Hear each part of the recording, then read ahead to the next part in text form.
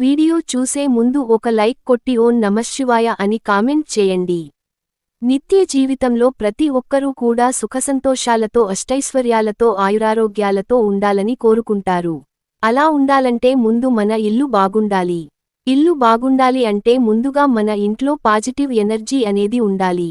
Positive energy ఉండాలంటే నిత్యం ఇంట్లో నిత్య దీపారాధన చేసుకోవాలి.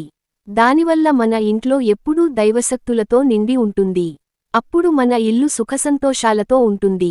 అందుకే మన ఇంట్లో దైవశక్తులు ఇంటి నుంచి బయటకు వెళ్లకుండా ఉండాలంటే స్త్రీలు కొన్ని నియమాలు పాటించాలి. అవి ఏంటో ఇప్పుడు ఈ వీడియోలో పూర్తిగా తెలుసుకుందాం. స్త్రీలకు ఐశ్వర్యం పెంచే పనులు కొన్ని ఉన్నాయి. భార్యాభర్తల మధ్య గొడవలు రాకుండా మీ భర్త సంపదవి విపరీతంగా పెరిగి అలాగే స్త్రీలు సుమంగళీగా ఉండాలంటే స్త్రీలు ఏ పనులు చేయాలో ఇప్పుడు చూద్దాం. స్త్రీలకు ఐశ్వర్య కలగడం అంటే భర్తకు కూడా ఐశ్వర్య కలిగినట్టే. ఆ కుటుంబానికి మొత్తం ఐశ్వర్యం ప్రార్థించినట్లే. మహిళలు కొన్ని పనులు చేయడం వల్ల లక్ష్మీదేవి ఆ ఇంట్లో కొలువుతీరి ఉంటుంది. మీ ఇంట్లో ఎప్పుడూ సుఖసంతోషాలు ఉండాలంటే పెళ్లైన ఆడవాళ్లు ప్రతిరోజు దీపారాధన చేసుకోవాలి. రోజు దీపారాధన చేయడం కుదరని వాళ్లు వారంలో ఒక శుక్రవారం రోజు అయినా సరే ఇంట్లో దీపం వెలిగించి పూజ చేయండి. ఆడవారికి నెలసరి పూర్తయిన తర్వాత 5వ రోజున శుభ్రంగా తల స్నానం చేసి ఇల్లంతా తడి బట్ట పెట్టుకుని ఇంట్లో పసుపు నీళ్లు చల్లుకొని దేవుడు పటాలను శుభ్రంగా తుడిచి కుంకుమ బొట్టు పెట్టి ఇంట్లో పూజ చేసుకోవాలి. పూజ గది విడిగా లేనివారు పంచముఖ హనుమంతుని ఫోటోని పూజ గదిలో పెట్టకూడదు. ప్రతి ఒక్కరి పూజ గదిలో ఖచ్చితంగా గోమాత విగ్రహాన్ని పెట్టుకోవాలి. గోమాతలో ముక్కోటి దేవతలు కొలువై ఉంటారు. కాబట్టి మీ పూజ గదిలో గోమాత విగ్రహం ఉంటే ముక్కోటి దేవతలు అనుగ్రహం వల్ల మీ ఇంట్లో ఎప్పుడూ ఐశ్వర్యం తాండవిస్తుంది. గురువారం మరియు శుక్రవారం నాడు పెళ్లి అయిన ఆడవాళ్లు తలస్నానం చేయకూడదు. ఇలా చేస్తే మీ ఇంట్లో ఉన్న లక్ష్మీదేవి బయటకు వెళ్ళిపోతుంది. దీనివల్ల మీ ఇంట్లో డబ్బు కష్టాలు ప్రారంభమవుతాయి.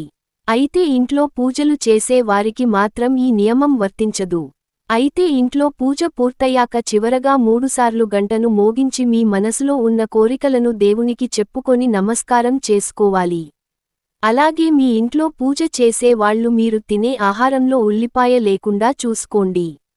అలా చేస్తే మీరు ఉపవాసం చేసినంత పుణ్యఫలితం లభిస్తుంది. పెళ్లి అయిన ఆడవాళ్లు కాళ్లకు పసుపు రాసుకొని నుదుటన కుంకుమ బొట్టు పెట్టుకుని ఎప్పుడూ కలకలలాడుతూ ఉండాలి. ఇలాంటి ఇళ్లలో లక్ష్మీదేవి స్థిర నివాసం ఉంటుంది. అలాగే ఆడవాళ్లు ఎల్లప్పుడూ మీ చేతులకు గోరింటాకు పెట్టుకోవాలి. గోరింటాకు సౌభాగ్యానికి గుర్తు.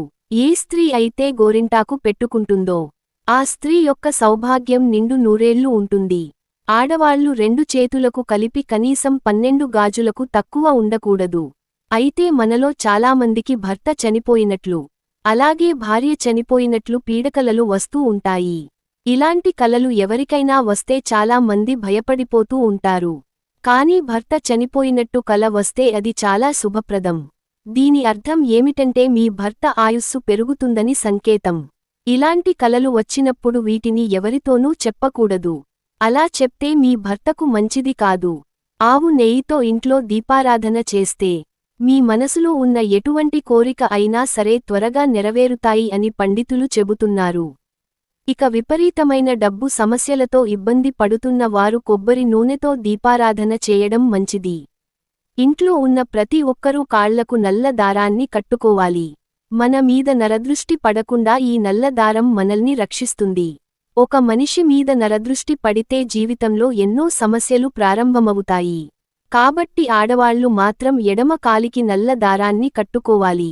పురుషులు మాత్రం కుడి కాలికి నల్లదారాన్ని కట్టుకోవాలి. అలాగే ప్రతి ఒక్కరి ఇంటి ముందు ఖచ్చితంగా ఒక గుమ్మడికాయను కట్టుకోండి. అయితే ప్రతి పౌర్ణమి రోజున లక్ష్మీదేవి భూమిపై సంచరిస్తూ ఉంటుంది. కాబట్టి పౌర్ణమి నాడు గుమ్మడికాయకి హారతి ఇస్తే స్వయానా లక్ష్మీదేవికి హారతి ఇచ్చినట్టే. అలాగే ప్రతి అమావాస్య రోజున కళ్ళు ఉప్పుతో మీ ఇంటికి దిష్టి తీసుకోవాలి. ఇలా ఎవరైతే చేస్తారో అలాంటి ఇళ్లలో ఎలాంటి కష్టాలు ఉండవు. ఇలాంటి ఇళ్లలో దేవతలు నివసిస్తూ ఉంటారు. ముఖ్యంగా స్త్రీలు తమ పుట్టింటి నుండి మెట్టినింటికి గాజులు తెచ్చుకోవాలి. ఇలా చేస్తే స్త్రీలకు సౌభాగ్య ప్రాప్తి లభిస్తుంది. అలాగే చాలామంది ఆడవాళ్లు తమ పుట్టింటి నుండి పచ్చళ్ళు తెచ్చుకుంటారు. అయితే పుట్టింటి నుంచి మాత్రం పచ్చళ్లను తెచ్చుకోకూడదు. ఇలా చేయడం వల్ల పుట్టింట్లో ఉండే సంపద మొత్తం మెట్టినింటికి వస్తుందని నమ్మకం. పుట్టింటి సంపద తగ్గిపోయి ఆర్థిక ఇబ్బందులతో బాధపడతారు. స్త్రీలకు నెలసరి సమయంలో వేడి నీళ్లతో మాత్రమే స్నానం చేయాలి.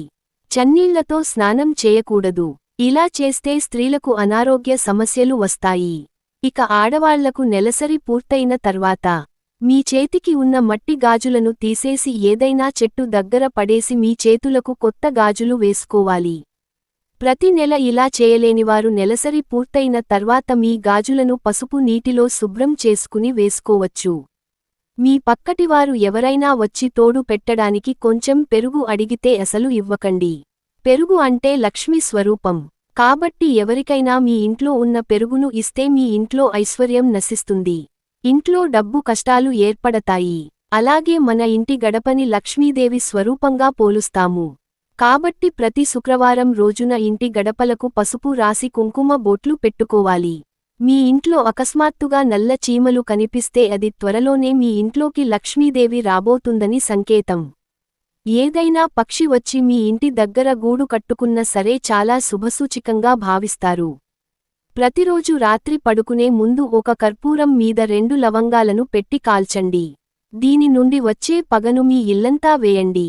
ఇలా చేస్తే మీ ఇంట్లో ఉన్న నెగటివ్ ఎనర్జీ తొలగిపోయి మీ సంపద బాగా పెరుగుతుంది. గుడికి వెళ్లేటప్పుడు ఆడవారు జుట్టు విరబోసుకుని వెళ్లకూడదు. అలాగే ఇంట్లో పూజ చేసేటప్పుడు కూడా స్త్రీలు జుట్టు విరబోసుకొని పూజలు చేయకూడదు.